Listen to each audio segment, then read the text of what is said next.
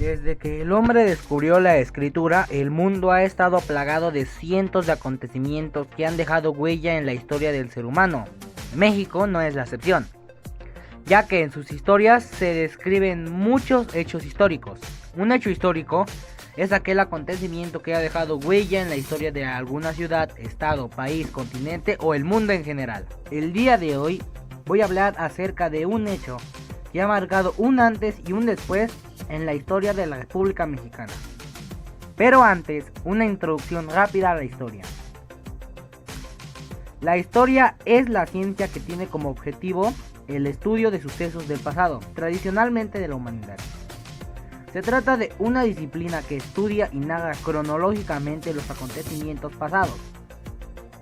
Los hechos importantes y todo en general se rescata gracias al trabajo que hacen los historiadores. Un historiador es aquella persona que estudia y escribe sobre el pasado. Antes que nada, el historiador debe formularse preguntas llamadas preguntas guía, las cuales nos permiten visualizar de una manera global un tema a través de una serie de preguntas literales. Teniendo en cuenta todo lo anterior, ahora sí, pasemos al tema que nos apetece. La caída de Tenochtitlan y la noche triste. Tenochtitlan, actualmente la Ciudad de México, fue la capital del Imperio Mexica.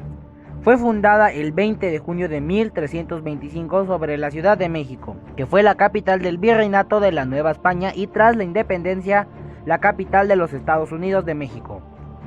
La ciudad fue gobernada por muchos gobernantes, pero Cuauhtémoc fue el último tlatoani mexica de México Tenochtitlan. Asumió el poder en 1520, un año antes de la toma de Tenochtitlan por parte del conquistador español Hernán Cortés y sus tropas. Todo comenzó ahí. El 13 de agosto de 1521, Cuauhtémoc fue capturado, lo que significó la definitiva caída de Tenochtitlan en manos de los españoles. A partir de esa fecha, inicia el periodo de la historia de México conocido como la Colonia, que duró 3 siglos, entre 1521 a 1821.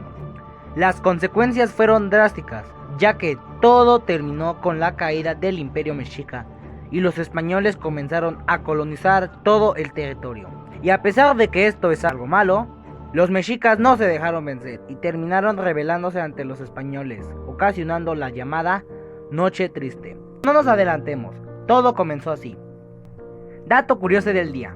¿Sabían que existía un presidente de México que solo ocupó el cargo durante 45 minutos? Su nombre era Pedro Lascaurín Paredes, quien fungió como presidente de México durante solo 45 minutos el 19 de febrero de 1913, tras la forzada firma de renuncia de Francisco I. Madero, durante la Revolución Mexicana. Muy interesante, por cierto. Ahora sí, pasemos a la Noche Triste. La Noche Triste es el nombre de la derrota sufrida por los soldados españoles de Hernán Cortés y sus aliados indígenas a manos del ejército mexica la noche del 30 de junio al 1 de julio de 1520 en las afueras de Tenochtitlan. Hernán Cortés afirmó que solo 150 españoles se perdieron junto con 2000 aliados indígenas, mientras que Francisco López de Gomara, capellán de Cortés, unos 450 españoles y 4000 aliados habían muerto. Se dice que en el pueblo de Tacuba Cortés se sentó bajo un frondoso ahuehuete, rendido por la batalla al ver pasar los despojos de su ejército, en el intento para tomar México Tenochtitlan. Ante tal panorama, Cortés lloró de rabia e impotencia. Por tal evento se le conoce como la Noche Triste. Al final, las tropas de Hernán Cortés y sus aliados sufrieron una de las peores derrotas de la historia.